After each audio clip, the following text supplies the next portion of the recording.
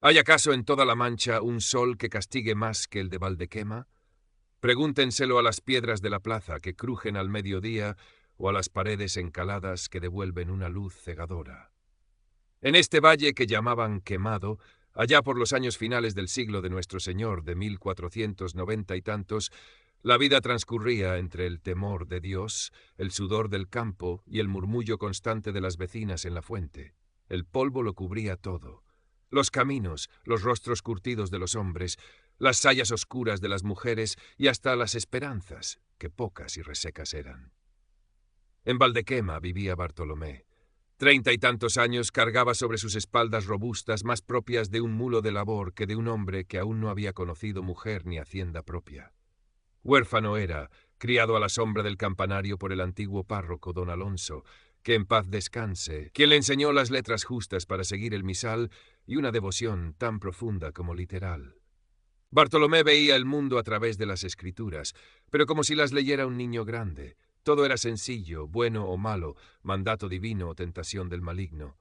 Trabajaba de sol a sol las tierras de otros, acarreaba agua, arreglaba tapias, siempre con una mirada clara, casi infantil, en un rostro tostado y honesto. El pueblo lo tenía por simple, un bendito, decían unos con lástima, un pobre de espíritu, sentenciaban otros con algo de sorna. Pero nadie le negaba su bondad ni su fuerza descomunal. Era un alma cándida en un cuerpo de gañán, un solterón sin más aspiración que ganarse el jornal, rezar sus padrenuestros y no ofender a Dios. En una de las casas bajas que rodeaban la iglesia vivía Isabel, viuda reciente de Antón el alfarero. Mujer de buen ver aún, aunque ya entrada en años, de carácter práctico y pocas palabras. La soledad se le había pegado a las enaguas como el polvo del camino, y el silencio de la casa vacía resonaba más que las campanas llamando a misa. Antón había sido buen hombre, pero la enfermedad se lo llevó pronto, dejándola con un huertecillo, la casa y una necesidad que no era solo de compañía. Observaba a Bartolomé ir y venir, su caminar pesado, su aire distraído. Sabía de su fuerza y de su simpleza. Y un día la necesidad apretó más que la decencia. Bartolomé, hijo, le dijo una mañana, encontrándolo de vuelta del campo, tendrías que hacerme un favor de cristiano. El tejado de la cuadra amenaza ruina con las últimas lluvias, y yo sola no puedo con esas vigas. Bartolomé, siempre dispuesto a ayudar, asintió sin dudar. ¿Cuándo quiere vuesa merced que me acerque? Mañana mismo, si Dios quiere y tus quehaceres te lo permiten. Al día siguiente, Bartolomé se presentó en casa de Isabel. El sol de la mañana arrancaba destellos a las paredes recién encaladas. Trabajó con ahínco, subiendo y bajando del tejado, manejando las pesadas vigas de madera como si fueran juncos. Isabel le observaba desde el patio, admirando sin disimulo la potencia de aquellos brazos, el sudor que perlaba su frente y su cuello ancho. Le llevó un jarro de agua fresca, rozando sus dedos callosos al entregárselo. Bartolomé bebió agradecido, sin reparar en la mirada intensa de la viuda. Terminada la tarea principal, Isabel encontró nuevas excusas. Que si había que mover un arcón pesado en la alcoba, que si la leña estaba mal apilada en el cobertizo. Bartolomé obedecía sin rechistar, contento de ser útil. Pasaron así varios días. Isabel le ofrecía algo de comer, un trago de vino y conversación. Hablaba de su soledad, de lo duro que era para una mujer sin hombre llevar una casa. Bartolomé escuchaba con atención compasiva, ofreciendo palabras de consuelo aprendidas del viejo párroco. Tenga fe en nuestro Señor, Isabel. Él no abandona a los suyos. Fe tengo, Bartolomé, pero el Señor aprieta a veces, y el cuerpo es débil. Una tarde el sol caía a plomo y el aire vibraba de calor dentro de la pequeña casa. Isabel había preparado unas migas y un vino fuerte. Bartolomé comió con apetito de labrador. Cuando se disponía a marchar, Isabel lo detuvo, posando una mano en su brazo fornido. «Espera, Bartolomé, no te vayas aún». Había en su voz un temblor nuevo. «Siéntate un poco. Hay algo que una pobre viuda necesita, y solo un hombre bueno y fuerte como tú puede dárselo». Bartolomé la miró, perplejo. «¿Qué necesita, Isabel? Si está en mi mano». Es un consuelo, Bartolomé», susurró ella acercándose. Sus ojos brillaban. «Un consuelo para esta soledad que me ahoga, una obra de caridad. ¿No dice el Señor que hay que consolar al afligido? Y yo estoy muy afligida, Bartolomé, muy necesitada». La mano de Isabel subió por su brazo, su respiración se hizo más cercana. Bartolomé sintió un calor extraño, una confusión que no entendía. ¿Consolar? ¿Caridad? Él sabía de dar limosna, de rezar por los difuntos, pero aquello era distinto. Sin embargo, la palabra caridad resonó en su mente simple. Si Isabel, una buena mujer, viuda y sola, pedía consuelo y lo llamaba caridad, ¿cómo negarse? Era un mandato divino, aunque no comprendiera bien la forma. Si es caridad, balbuceó, si es por consolarla. Isabel sonrió, una sonrisa que mezclaba triunfo y necesidad. Lo tomó de la mano y lo condujo hacia la penumbra de la alcoba. Para Bartolomé, aquello fue un acto de obediencia, un deber extraño y confuso que cumplió con la misma diligencia inconsciente con que arreglaba un tejado o acarreaba piedras. No entendió el temblor del cuerpo de Isabel bajo el suyo, ni los suspiros ahogados, ni la fuerza sorprendente que parecía emanar de él mismo en aquel trance. Solo supo que al terminar, Isabel lloraba en silencio, pero sus lágrimas parecían distintas a las de la pena. Luego, ella lo miró con una mezcla de asombro y gratitud profunda. «Eres un bendito, Bartolomé», dijo con voz ronca, «un verdadero bendito». Él, sin entender por qué, sintió que había hecho lo correcto, que había cumplido con la caridad. Salió de la casa aturdido, bajo las primeras estrellas, dejando atrás a una viuda que por primera vez en mucho tiempo sintió que la vida volvía a correrle por las venas. Los días que siguieron transformaron a Isabel. Parecía haber rejuvenecido 10 años. Su andar era más ligero. Una sombra de sonrisa jugaba en sus labios y hasta un leve rubor coloreaba sus mejillas. Ya no se la veía mustia y cabizbaja en la iglesia. Ahora saludaba con cierta alegría contenida y sus ojos tenían un brillo nuevo. Bartolomé continuaba visitándola, requerido para nuevas tareas que Isabel siempre encontraba. A veces era arreglar un postigo, otras mover una tinaja, pero siempre terminaban en la alcoba, cumpliendo con aquella extraña forma de caridad que dejaba a Isabel sumida en una paz satisfecha y a Bartolomé con la conciencia tranquila de haber consolado a la viuda necesitada. Él no notaba el cambio en ella más allá de verla menos triste, lo cual confirmaba en su lógica simple la bondad de sus actos. Pero en Valdequema, un pueblo donde las paredes oyen y las piedras hablan, un cambio así no pasa desapercibido, especialmente para ojos avisores como los de Catalina, la esposa de Mateo el herrero. Catalina era mujer vivaracha, de lengua afilada y curiosidad insaciable, atrapada en un matrimonio con un hombre rudo y más atento al fuelle y al martillo que a los suspiros de su esposa. La insatisfacción le agriaba el carácter y le afilaba la envidia. «Mujer Isabel», le dijo un día en la fuente mientras llenaban los cántaros, «¿qué mosca te ha picado? Pareces una zagala en vísperas de boda. ¿Alguna buena nueva que no sabemos?» Isabel intentó disimular. «Quita, Catalina, cosas tuyas. Será el buen tiempo». «El buen tiempo», rió Catalina con sorna. «El buen tiempo no pone ese brillo en los ojos ni esa alegría en el cuerpo. Aquí hay algo más. Y me barrunto que tiene que ver con cierto gañán que entra y sale de tu casa más que el sol por la ventana». Isabel se ruborizó violentamente. «Habla más bajo, mujer. ¿Te refieres a Bartolomé? Solo viene a ayudarme con las faenas pesadas que una viuda». «Faenas pesadas, sí», la interrumpió Catalina, bajando la voz pero con los ojos chispeantes. «Pesadas deben ser para dejarte a ti tan ligera y contenta. Anda, Isabel, no me vengas con cuentos. Algo tiene ese Bartolomé, ese bendito que te ha devuelto la vida. ¿Es verdad lo que dicen de su fuerza?» Isabel, atrapada y quizás con ganas de compartir su secreto a medias, acabó confesando entre susurros y evasivas que Bartolomé era muy servicial y muy cumplidor en todo. «Tiene una mano de santo, Catalina, para aliviar las penas, todas las penas». Aquello fue suficiente para la mente calenturienta de Catalina. La envidia y la curiosidad la consumían. Su Mateo era fuerte, sí, pero bruto y rápido en sus deberes conyugales, dejándola más irritada que satisfecha. Si aquel simple de Bartolomé tenía ese don, ¿por qué no probarlo? No tardó en urdir un plan. Unos días después, abordó a Bartolomé en la plaza. «¡Ay, Bartolomé, hombre de Dios!», se quejó, llevándose una mano a la espalda con gesto exagerado. «Creo que me ha dado un aire en los riñones. Apenas puedo moverme y tengo que llevar estos sacos a casa. ¿No tendrías la caridad de ayudar a esta pobre mujer?» Bartolomé, como no, accedió de inmediato. Cargó los sacos como si nada y la acompañó hasta su casa. Una vez dentro, Catalina suspiró lastimeramente. «¡Ay, qué dolor! Creo que necesitaré tumbarme. ¿Me ayudarías a llegar a la alcoba, Bartolomé? Eres tan fuerte y tan bueno». Bartolomé, solícito, ofreció su brazo a Catalina. Ella se apoyó pesadamente, exagerando su supuesta dolencia. La guió hasta la alcoba, un cuarto pequeño y oscuro que olía a hierro frío por el oficio del marido ausente. «Aquí estaré bien», dijo Catalina, dejándose caer en el jergón. «Pero el dolor es terrible.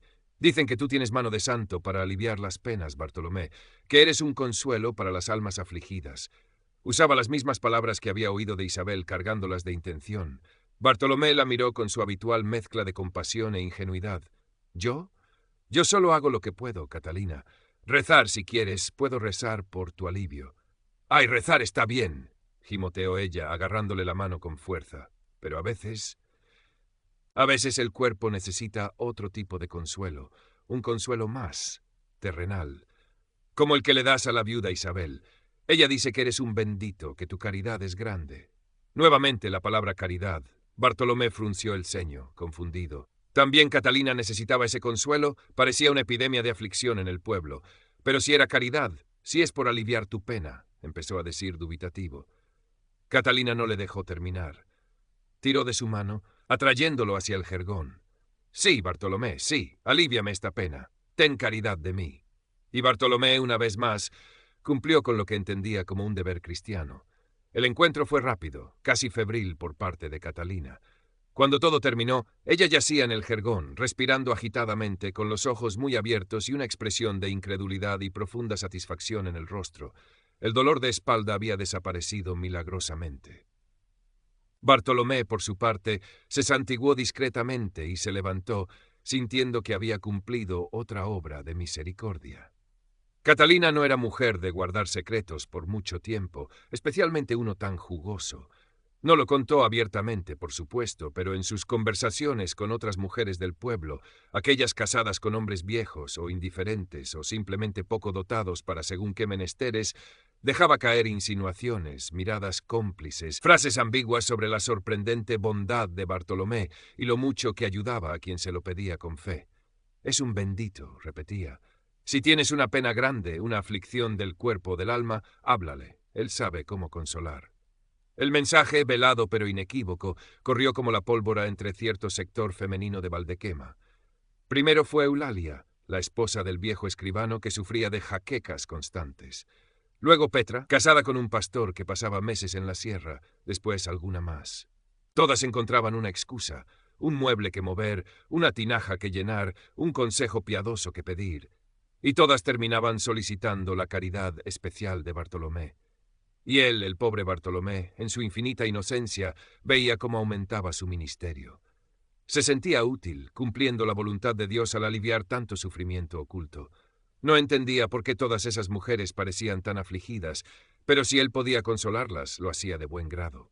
Su vida se llenó de recados secretos, de visitas a deshoras, de encuentros furtivos en pajares o traseras, siempre bajo el manto de la ayuda y la caridad. El efecto en el pueblo fue notable, aunque subrepticio. Varias mujeres antes mustias y apagadas empezaron a mostrar una nueva vitalidad. Se las oía reír más a menudo en el lavadero, sus mejillas recuperaban color, sus ojos brillaban con una luz nueva. Los maridos, al principio, no notaron nada o lo achacaron a sabe Dios qué. Pero pronto, el contraste entre la recobrada alegría de sus mujeres y su propia rutina inalterada empezó a generar suspicacias. Surgieron los murmullos en la taberna, las miradas torvas hacia Bartolomé cuando pasaba, los comentarios emponzoñados sobre el bendito que parecía estar en todas partes.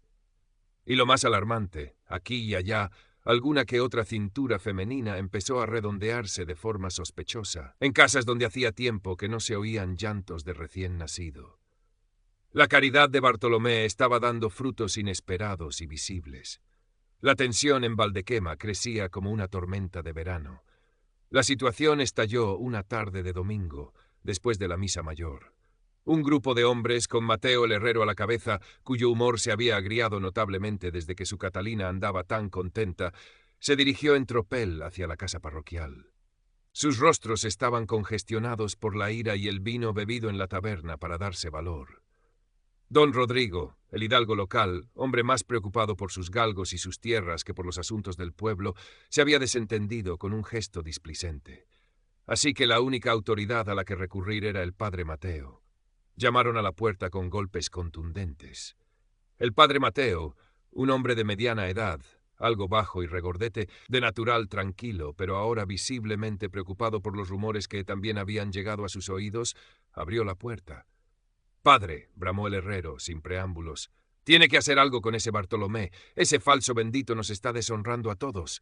«Sí», corearon los otros, «anda enredando con nuestras mujeres.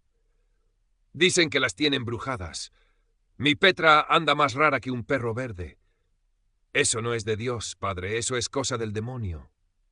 El padre Mateo los hizo pasar a la sala, intentando calmarlos. Escuchó pacientemente la sarta de acusaciones, sospechas y temores. Hablaban de cambios de humor inexplicables, de sonrisas secretas, de visitas de Bartolomé a sus casas con excusas peregrinas, y lo más grave, de los vientres que empezaban a hincharse de forma inconveniente. La palabra brujería flotaba en el aire cargado.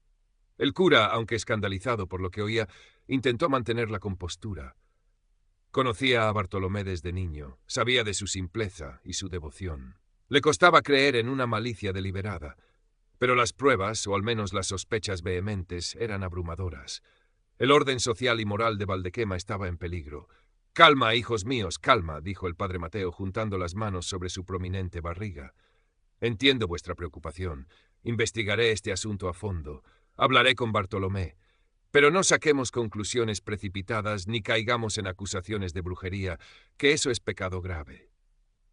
Despidió a los hombres prometiendo una pronta solución y se quedó solo, sumido en la perplejidad y la angustia. Era posible que Bartolomé, el alma más simple del pueblo, fuera un libertino encubierto o, peor aún, un instrumento del maligno. Mandó recado a Bartolomé para que acudiera a la sacristía esa misma tarde. Bartolomé llegó puntual, con su caminar tranquilo y su mirada limpia. No parecía albergar preocupación alguna. Entró en la sacristía, un lugar que conocía bien por haber ayudado tantas veces a limpiarla y ordenarla. El olor a incienso y cera vieja flotaba en el aire. El padre Mateo lo esperaba sentado en un pesado sillón de roble, con el rostro severo. «Siéntate, Bartolomé», dijo el cura, señalando un banco de madera. Su voz era grave. Bartolomé obedeció, mirando al sacerdote con curiosidad.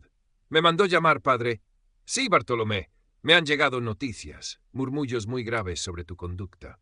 Bartolomé parpadeó. «Mi conducta, padre. Yo intento siempre hacer el bien como manda nuestro Señor». «¿Y llamas a hacer el bien a visitar a deshoras a las mujeres casadas del pueblo, a tener tratos con ellas que no son propios de un buen cristiano?» La confusión en el rostro de Bartolomé era genuina. «Padre, yo solo las ayudo. Me piden ayuda, consuelo, dicen que es caridad. Isabel, Catalina, Eulalia, todas sufren mucho, padre. Tienen grandes penas en el alma y en el cuerpo. Yo solo hago lo que puedo por aliviarlas, como nos enseñó Jesús a tener misericordia». El padre Mateo se mesó la tonsura, sintiendo cómo una vena empezaba a latirle en la sien. «¿Caridad? ¿Misericordia? Bartolomé, ¿tú sabes lo que significa la lujuria, el sexto mandamiento? No cometerás actos impuros». «Impuros no, padre», protestó Bartolomé con vehemencia, casi ofendido. «Es consuelo, ellas me lo piden. Dicen, ten caridad de mí, Bartolomé, alíviame esta pena». ¿Acaso no dijo el Señor, amaos los unos a los otros, y consolad a los tristes? Yo solo obedezco, padre. Pongo mi fuerza al servicio de las necesitadas, como el buen samaritano. El cura se levantó de golpe, golpeando la mesa con la palma de la mano. El buen samaritano curaba heridas, Bartolomé, no andaba retosando en pajares. Por todos los santos, hijo mío. No comprendes la gravedad de tus actos. Los maridos están que trinan, hablan de deshonra, de brujería, y hay mujeres cuyo estado empieza a ser evidente. Bartolomé lo miró con los ojos muy abiertos. ¿Estado evidente? ¿Están enfermas? «Enfermas no, Bartolomé, preñadas», exclamó el cura, exasperado. «Embarazadas, esperando hijos. ¿No entiendes que esos actos, esa caridad tuya, tiene consecuencias?» La revelación pareció desconcertar a Bartolomé, pero no de la manera que el cura esperaba. Frunció el ceño, pensativo. «Hijos, como cuando se casa uno. Pero yo no estoy casado, padre. Y ellas tampoco. Conmigo. ¿Cómo va a ser?» Reflexionó un momento, su rostro iluminándose con una idea. «Ah, quizás sea un milagro. Como Santa Ana, que era estéril y concibió a la Virgen María. A lo mejor Dios ha querido premiar su fe y mi caridad». El padre Mateo sintió que le flaqueaban las piernas. Se dejó caer de nuevo en el sillón, respirando con dificultad. Aquello era peor de lo que había imaginado. No era malicia ni siquiera lujuria consciente. Era una ignorancia tan supina, tan revestida de piedad mal entendida, que resultaba impenetrable a la razón y a la teología. Discutir con Bartolomé era como intentar arar en el mar.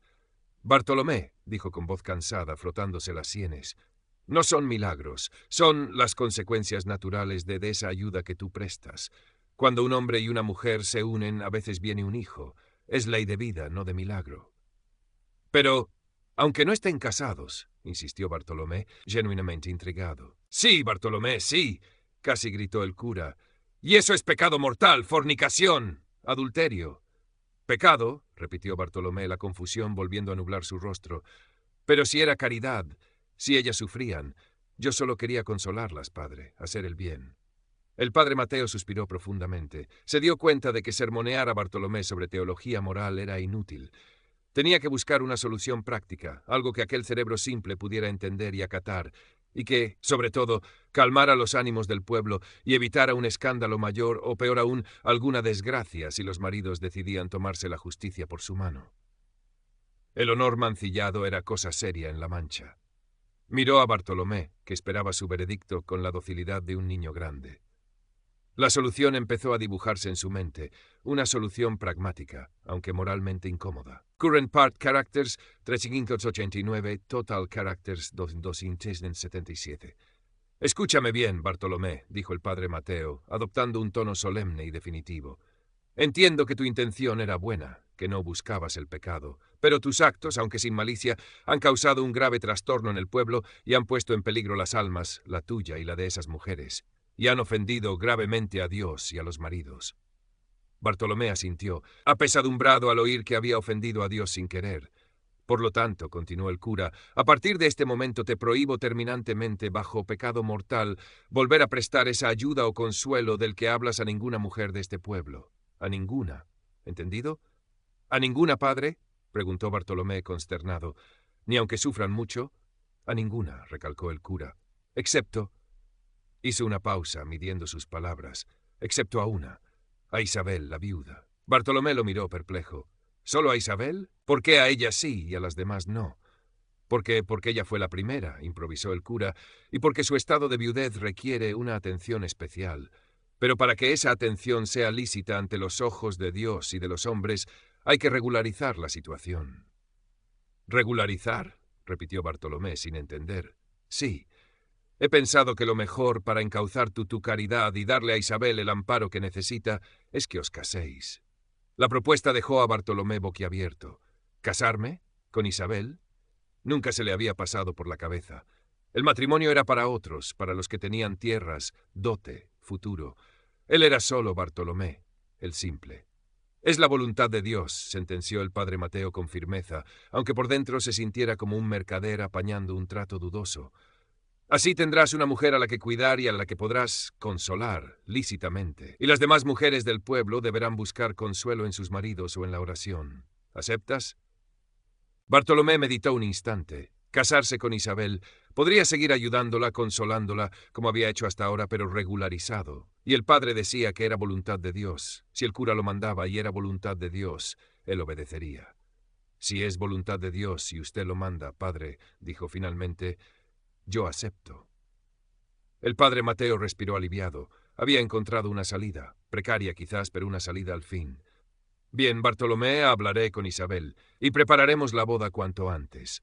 Ahora vete y recuerda, ni una palabra ni un acto más de caridad con nadie que no sea tu futura esposa».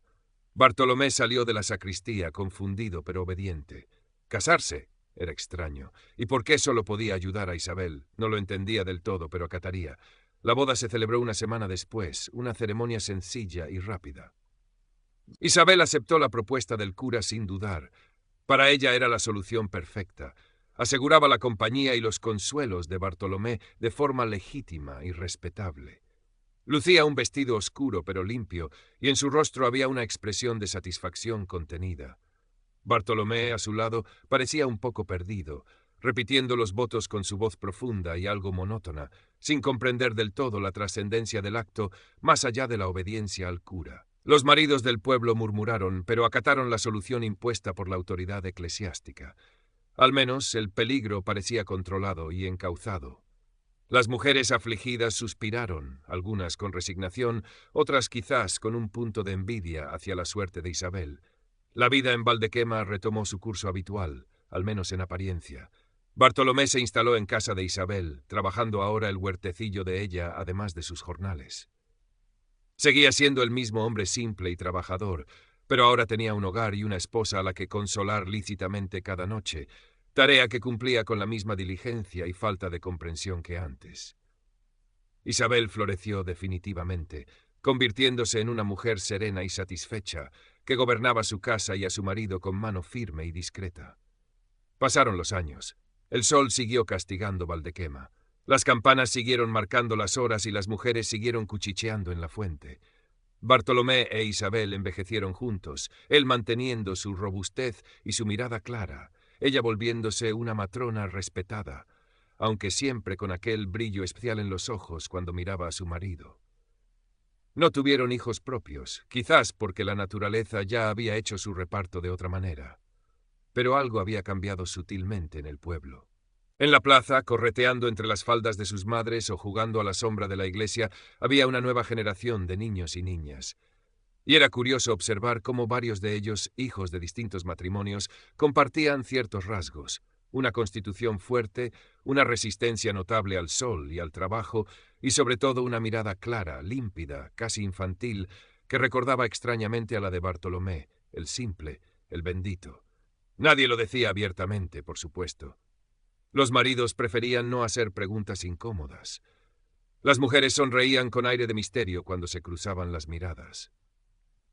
El padre Mateo, ya anciano y achacoso, a veces observaba a aquellos chiquillos desde la ventana de la casa parroquial y suspiraba, quizás pensando en los extraños caminos por los que obraba la providencia, o quizás simplemente recordando la conversación más exasperante y surrealista de toda su vida pastoral.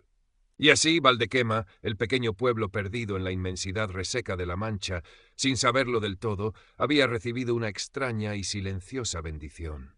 Una bendición nacida de la caridad mal entendida, de la necesidad disfrazada de virtud y de la fuerza inocente de un hombre simple que, queriendo solo consolar las penas ajenas, acabó sembrando su semilla, literalmente, por todo el lugar. La ironía, como el polvo fino de aquellos caminos, se había colado por todas las rendijas, dejando una sonrisa torcida en el rostro del destino. Bartolomé, el que entró en la historia como un pobre solterón digno de lástima, se había convertido, sin proponérselo ni entenderlo jamás, en el secreto y vigoroso patriarca de casi todo el pueblo. Una hazaña silenciosa para un hombre que solo quería ser un buen cristiano. Current part characters 2675, total characters 11.472. El eco de las risas infantiles llenaba la plaza, y entre ellas las de aquellos niños de mirada clara resonaban con una vitalidad particular. Crecían sanos y fuertes, apegados a la tierra, con una disposición natural para el trabajo y una simpleza de espíritu que en algunos recordaba asombrosamente a la de Bartolomé. Las mozas que surgieron de esa generación tenían una belleza rústica y una salud envidiable,